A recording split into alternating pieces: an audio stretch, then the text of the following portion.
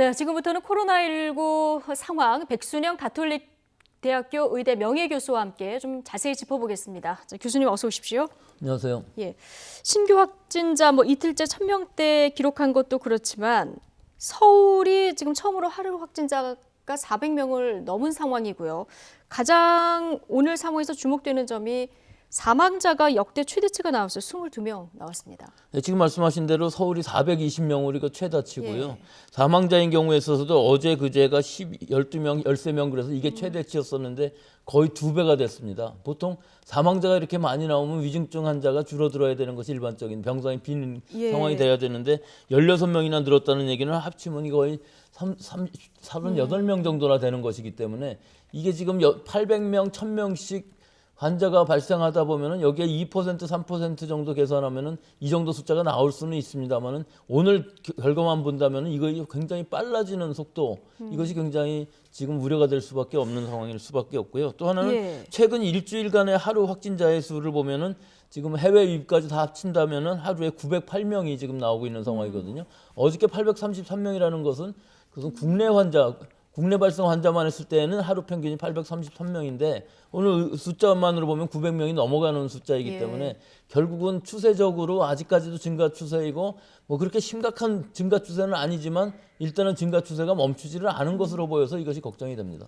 네, 저희가 계속 지금 병상 부족 얘기를 하지 않을 수가 없는데 이렇게 확진자 많이 나오고 또 중환자도 많다 보니까 지금 수도권 가용 가능한 중환자 병상이 4개에 불과한 상황이고 또 그러다 보니까 일반 병상도 많이 부족합니다. 서울시는 지금 대학교 그리고 교회 내부 시설까지 좀 생활치료센터로 사용하게 해달라 이렇게 요청을 하고 있거든요. 그렇죠. 결국은 이 일반 병실이나 생활치료센터 같은 거는 어떻게 해서든지 비워서 만들 수는 있을 것으로 보입니다만은 중환자실인 경우에 있어서는 단시간에 가능하지가 않고 결국은 이 상급 종합병원들의 중환자실을 좀 비우면서 다 전원을 시켜서 어딘가의 병원을 감염병, 특히 코로나19 전담병원으로 하지 않으면은 일반 중환자실에는 사실 코로나 환자가 들어갈 수가 없는 상황이거든요. 아무리 네. 병실을 비워놔도 거기에 코로나19 감염이 된 중환자가 들어간다면은 전체가 다 감염 관리를 할 수가 없는 상황이기 때문에 결국은 이런 방역 당국, 정부와 의료기관, 또 의료진, 또 의료계 모두가 다 합의가 되면서 보상 문제 또 네. 어떻게 잘 활용할 것이냐 하는 문제들을 중환자실뿐만 아니라 일반 병실, 생활치료센터에 전부가 다 합의가 되어야 되는 시스템적인 것이 이루어져야 되는데 지금 상황에서는 이것이 좀 갑자기 증가하다 보니까 좀 잘 안 되고 있는 것으로 보여서 이런 부분들이 좀 더 원활히 좀 조직적으로 이루어져야 될 부분들이 있고 특히 중요한 것이 이 보상 문제들을 어떻게 할 것인가를 먼저 해결을 하고서 시작하는 것이 좋을 것으로 보입니다. 그러니까 보상 문제까지 다 해서 병원 업무를 어떻게 돌리는 것이 가장 효율적인가를 먼저 잡고 대응을 해야 된다는 말씀이신데 이거 관리를 잘 못하면 지금 일반 중증 환자들도 많지 않겠습니까? 이 치료에도 차질이 빚어지는 상황이라서요. 제일 기본적인 문제는 사실은 이 대형 종합병원들에 있어서 대부분은 위급한 상황이지만 그 중에서도 또 위급하지 않은 수술은 좀 줄여야만 그 병상을 비우고 다른 병원에서 오는 전원 환자를 받을 수 있는 상황인데 이 부분이 협조가 되지 않으면 사실은 일반 병상 또 다른 여러 가지 환자 특히 지금 겨울철이기 때문에 일반적으로 이 여러 가지 노인성 질환들, 심장마비라든지 뇌출혈이라든지 이런 것들에 대한 위급 환자, 사망자, 중환자들이 늘어나는 시기이기 때문에 이것이 그렇게 간단치 않아 보이고 한 병원만 해도 될 일이 아니고 여러 개의 병원들이 다 합쳐서 의논을 해야만 이 원활히 돌아갈 수 있는 상황이라 이것이 그렇게 간단치는 않아 보입니다. 네. 지금 저희가 일반 중환자에도 좀 관심을 가져야 한다 이런 얘기를 해보고 있는데 지금 코로나19 환자가 급증하면서 어떤 문제가 생겼냐면 혈액량이 부족한 상황입니다. 지금 방역 당국 얘기로는 2.8일치 밖에 남지 않았다고 하는데 이러면 사실 좀 혈액 많이 필요한 상황인 이제 환자들 입장에서 굉장히 좀 불안하고 힘들 수 있는 그런 상황이거든요. 어떻게 보십니까? 그렇습니다. 이게 이 헌혈이라는 것이 대부분 이 젊은 층들에서 많이 하게 되고요. 특히 군대에서 많이 하고 학생들이 많이 하는데 지금 군 부대 안에 병사들도 다 막혀 있는 상황이고 외출도 다 금지되어 있는 상황, 학교도 또 지금 다 원격이 되어 있는 상황에서 이 헌혈하기가 상당히 어려운 상황. 또 감염의 우려도 또 생각 안 할 수가 없는 것이기 때문에 아무리 감염 관리를 잘한다고 해도 헌혈하는 사람 입장에서는 지금 좀 불안한 부분들이 있겠죠. 그래서 그건 예. 전국적으로 좀 대대적으로 홍보를 해서 이 헌혈량을 늘리지 않는 한 뭐 근본적인 방법은 없어 보입니다. 예. 헌혈에 많이 동참해 주시기를 지금 호소드리는 메시지를 잠깐 드리고, 앞서 교수님께서 오늘 상황에서 가장 주의 깊게 봐야 되는 게 이제 사망자와 위중증 환자가 같이 늘고 있다는 점 얘기를 해주셨는데, 지금 요양병원 관련한 확진자들이 좀 계속 전국적으로 나오는 상황 아니겠습니까? 정부에서는 선제 검사를 좀 강화한다고 했어요. 그러니까 전수검사 시기를 조금 당겨서 한다고 하는데, 이렇게 되면은 조금 어떻게 잡을 수 있을까요? 어떻게 보십니까? 그렇죠. 근데 그 RT-PCR 검사를 일주일 간격으로 해도 결국은 못 잡는 상황이 생기기 때문에 예. 신속 진단 검사를 더 빨리, 더 주기를 짧게 해서 일단 증상이 나온 사람들은 무조건 하는 것으로 하고 예. 또 선제적으로 많은 사람들이 주기를 더 짧게 하면서 진단 검사를 한다면은 조금 더 줄일 수 있는 가능성이 있어 보입니다만, 실제 지금 상황에서는 젊은 사람들이 많이 유행을 하면서 결국 최종적으로는 요양병원으로 가게 돼 있는 상황들이었거든요. 고령자, 그다음에 요양병원으로 가면서 지금 환자 수도 급격히 늘어나면서 예. 위중증 환자, 사망자가 늘어나는 상황이기 때문에 특단의 대책을 취하지 않으면은 이 요양원에서의 사망은 뭐 전 세계적인 현상이고 우리나라만의 현상은 아닌데, 여기서 어떤 사람들이 지금 방역이 잘 안 되느냐 하는 것들을 하기 위해서는 사실은 면역 진단도 꼭 해봐야 되는 상황이긴 한데, 아직은 뭐 그런 부분은 좀 아쉽긴 합니다. 네. 교수님, 사례별로 한번 보면요, 지금 뭐 코레일 지금 그 예매를 뭐 50% 이하로 창가 쪽만 이렇게 예매를 하는 등 여러 가지 강구책을 마련하고 있는데, 승무원 확진 사례가 있습니다. 그런데 이 승무원이 탔던 열차에 확진자가 탔었고, 이제 그 과정에서 아마 접촉이 있지 않았을까 하는 이제 가설을 가지고 역학조사가 진행 중인데, 뭐 대면 접촉도 최소화하고 검표도 하지 않고 이러고 있는데, 이게 어떻게 좀 퍼지게 된 겁니까?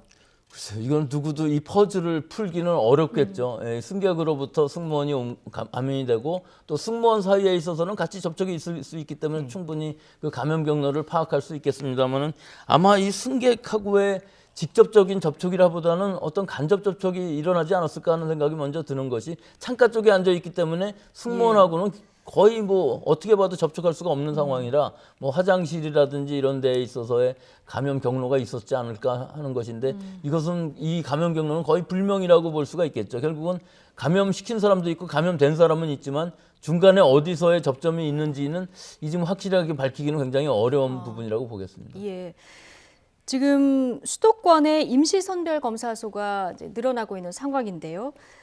14일, 15일 이틀 동안 검사를 해서 지금 68명 확진 판정을 받은 이런 상황입니다. 0.36% 정도가 이제 확진 판정을 받았다, 이런 결과치가 있는데, 이게 무증상 감염자를 찾아내는데 이게 유의미한 수치로 보면 됩니까? 유의미하다기보다는 통계적으로 이 정도 있다는 것을 알면은 우리가 이거 굉장히 엄청난 숫자라고 할 수는 있어요. 0.36%. 0.36%이긴 하지만 예. 이 사람들이 뭐 대표적으로 이 통계 수치에 있어서 분모가 되는 것은 아니지만, 예. 일단 19,000명 안에서 68명이나 있었다는 것은 우리 인구로 대비하면은 우리나라에 얼마나 많은 환자가 있냐 하는 것을 얘기하는 것인데, 그렇죠. 사실 우리나라의 방역이라는 것은 이런 무증상 환자들이 아니라 증상이 나타난 사람의 동선을 찾아다니면서 그 무증상 환자들을 다 찾아내는 상황이었는데, 무증상 환자가 직접 진단을 받고서 확진이 됐을 경우 과연 이게 우리가 방역에서 어떻게 할 수 있는 부분이 있느냐 하면은, 지금 800명, 1000명이 나오는 상황에서 역학조사가 한계가 있거든요. 이 무증상 환자 한 사람 한 사람의 동선을 지금 찾을 수 없을 것으로 보입니다. 또 이 사람의 감염 경로를 찾기도 어렵고요. 예. 그래서 지금 이 상황에서 보면은 이 부분들을 찾아내는 것도 선제적으로 해야 되는 것이 중요하지만, 사실은 유행의 규모를 줄이기 위해서는 이런 감염 경로를 확실하게 파악할 수 있는, 즉 지금 서울시에서 하고 있는 뭐 이런 요양원이라든지 콜센터라든지 예. 이렇게 실내에서의 환경이 많은 곳을 전수조사를 함으로 해서 거기서 찾아내고 그 유행을 집단 발생을 막는 것이 좀 더 효과적일 수가 있는 상황이 될 수 있는 것이, 지금의 이 역학조사관의 한계를 우리가 지금 인정하지 않을 수가 없는 것이거든요. 네. 이 1000명이라는 숫자의 이 역학조사도 불가능한 상황에서 이 실제로 무증상이었던 사람들이 나타난 68명에 대해서 역학조사가 지금 현실적으로 가능하느냐 하는 것을 좀 지적하고 싶습니다. 네. 그런데 지금 뭐 검사 안 받았을 이제 확진자들이 발견이 됐다 이런 의미를 부여를 하고 있는데 방역 당국은 그래서 하루 검사 건수를 37,000건까지 더 늘리겠다라고 서울시는 이야기를 했습니다. 그런데 지금 10,000건 내외로도 좀 의료진 과부하 같은 게 우려가 되는 상황인데 이게 가능한 겁니까? 실제로 숫자로는 가능합니다. 예, 서울시에서 37,000건 한다는 게 무리한 방식은 아니지만 예. 여기서 제일 병목 현상을 일으키는 부분이 이 검체 채취는 의사 선생님이 해야 되거든요. 예. 그 숫자가 부족하기 때문에 사실 진단이 다 안 가는 것이기 때문에 지금 자원봉사 의료진을 모집하고 있고 우리 지금 실제로 환자를 보고 있지 않은 선생님들도 굉장히 많고 은퇴하신 분들, 쉬고 계신 분들이 전부 그 대구 경북대처럼 자원봉사를 나서 주신다면은 이 검체 채취는 할 수가 있기 때문에 이런 방식으로 해서 아마 의료진을 보강을 해서 검체 채취를 하고 진단 검사를 한다면은 선제적인 37,000건. 특히 지금 중요한 것이 서울 수도권에서의 감염을 억제하는 것이 제일 중요한 것이기 때문에 네. 이 부분이 선제적인 검사가 지금 필요한 것으로 보입니다. 예. 그래서 방역 당국에서는 은퇴한 의료진들이 좀 현장에 복귀해달라 이런 호소 메시지를 내기도 했는데요.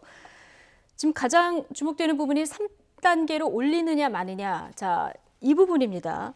그런데 지금 이미 올렸어야 된다. 저 의사 선생님들 사이에서는 이런 얘기를 많이 하시던데 이게 지금 거리두기 상향에서의 실기가 3차 대유행을 막지 못한 원인이다. 이렇게 보시는 분이 있고요. 지금 유행이 워낙 광범위하게 퍼지다 보니까 이게 뭐 거리두기 격상을 해서 해결될 부분도 아니다. 이렇게 보는 시각이 좀 같이 있는 것 같습니다. 어떻게 보십니까? 뭐 전부 다겠죠. 전반적으로 보면 우리가 10월 12일 날 1단계로 완화한 이후로 그다음에 점점 100명에서부터 시작해서 200명, 400명 이렇게 올라가는 과정에서 1.5단계, 2단계, 2.5단계의 격상이 항상 실기를 했습니다. 예. 좀 엇박자가 나면서 며칠씩 늦어지면서 한 것이 결국은 이 거리두기 효과가 나타나지 않는 원인이 된 것이기 때문에 지금 3단계로 올리는 것도 사실은 지난 주말쯤 발표를 하고 이번 주 초에 실시를 했으면은 예. 사실 선제적이 될 수 있었습니다. 즉, 이 환자 숫자만 본다면은 800명이 되기 전에 이미 800명이 넘어갈 것을 다 예상을 하고 있었고 이 시기에 했다 그러면 우리 국민들한테도 강력한 메시지가 됐었고 아까 평론가님이 말씀하신 것처럼 지금 아주 위험한 시기 때문에 우리가 미리 선제적으로 하지만 3단계로 올리지만 이 3단계 시간을 짧게 하기 위해서 또 영세 소상공인들한테도 가능한 한 모든 지원을 다 할 수 있게끔 마련을 하면서 이것들은 천천히 해도 되는 것이거든요. 예. 사실은 지금 3단계로 올리는 것이 급한 것이고 이것이 시간이 늦어지게 되면은 결국은 이 방역의 효과가 반감되는 것이기 때문에 통제가 가능한 시간까지 가기 위해서는 지금 이 800명, 1000명이 유지가 되어서는 안 됩니다. 이거 500~600명만 해도 우리가 지금까지의 방역 이 수칙으로는 어려울 것 같이 보이는데 거리 단계 강화뿐만 아니라 우리 국민들의 이동 감소 이것이 네. 확실하게 필요한데 지금 눈에 띄지가 않고요. 결국은 1년이나 지나면서 우리 국민들의 방역 의식도 사실은 네. 상당히 좀 무뎌진 것도 있고요. 지금 1,000명이라는 이 숫자도 며칠 전에는 좀 아주 감각적으로 심각하게 다가왔지만 지금은 별로 쇼크가 아닌 것처럼 느껴지시는 분도 많이 있을 거예요. 네. 이것이 또 조금 줄어들게 되면 금방 달라지기 때문에 우리 지금 현재 이동량이 줄었다 할지라도 이 줄어드는 효과를 보기보다는 선제적으로 3단계를 하는 것이 맞는 그렇군요. 시간이라고 그러니까 봅니다. 어려움을 겪으시는 분들에 대한 지원책은 꼼꼼히 마련해야 되지만 3단계는 빨리 올려야 되고 이미 올렸어야 된다. 이렇게 보시는 거군요. 예. 그런데 지금 일부에서는 또 거리두기 3단계로 뭐 200만 개 이상의 영업시설이 지장을 받을 수 있다. 그래서 맞춤형 이야기가 나오고 있어요. 물론 방역 전문가들이랑 함께 논의를 하고 있지만 가령 10명 모임 금지를 5명으로 줄인다거나 뭐 이런 식으로 어떤 부분은 엄격하게 어떤 부분은 좀 더 여유를 두게 이런 식으로 맞춤형 이야기가 나오는데 꼭 들어가야 할 부분과 좀 안 그런 부분 어떤 게 있을까요? 그래서 지금 말씀하신 건 맞춤형이라기보다는 플러스 알파로 더 강력하게 하는 부분으로 보이는데 지금 말씀하시는 부분들이 대부분이 식당에서도 사실은 9시 전에 영업을 할 수가 있고 8제곱미터에 한 명 들어갈 수 있는 상황이고 목욕탕도 지금 영업할 예. 수가 있는 상황이거든요. 3단계로 간다 할지라도. 하지만 일단 지금까지 정해놓은 규칙상에 있어서 3단계만이라도 먼저 시행을 하는 것이 더 중요할 것으로 보이고요. 세부적인 상황으로 보면은 이게 우리가 봉쇄 조치는 아닙니다. 3단계라고 하더라도 우리가 외출을 못 한다든지 뭐 그런 것들은 아니지 않습니까? 이 유럽의 3단계 우리로 치면 3단계 봉쇄인 경우에 있어서는 직장을 가는데도 외출증이 있어야 되고 예. 어디 외출할 땐 전부 외출증이 있어야 되고 식당 같은 거 전부 락다운이 된 상황이었거든요. 그렇기 때문에 우리가 지금 이 3단계라도 실기하지 말고 빨리 해서 더 이상의 봉쇄로 가지 않게끔 하는 결국 4단계가 있기는 하다는 겁니다. 우리가 3단계를 끝으로 만들어 놓은 건 아니기 때문에 지금 상황에서는 사실 플러스 알파를 생각하기보다는 2단계라도 실제로 설계해 놓은 대로 빨리 제대로 하는 것이 더 중요한 것으로 보이고 또 이 메시지에 따라서 우리 국민들이 방역수칙 잘 지키고 올 연말에 약속 안 하고 뭐 호텔에서 음주를 한다든지 뭐 스키장 간다든지 하는 것들도 전부 예. 안 하게 되는 상황이 되어야만 통제가 가능하고 줄어들지 지금 이 상황으로 계속 가면은 뭐 2,000명, 3,000명 나올 수도 있을 것으로 보여서 정말 걱정이 됩니다. 네. 뭐 단계 상향뿐 아니라 국민들의 자발적 동참까지 이제 필요하다는 내용 짚어주셨습니다. 자, 지금까지 백순영 가톨릭대학교 의대 명예교수와 함께 코로나19 관련 상황 알아봤습니다. 교수님 오늘 말씀 감사합니다. 잘 들었습니다.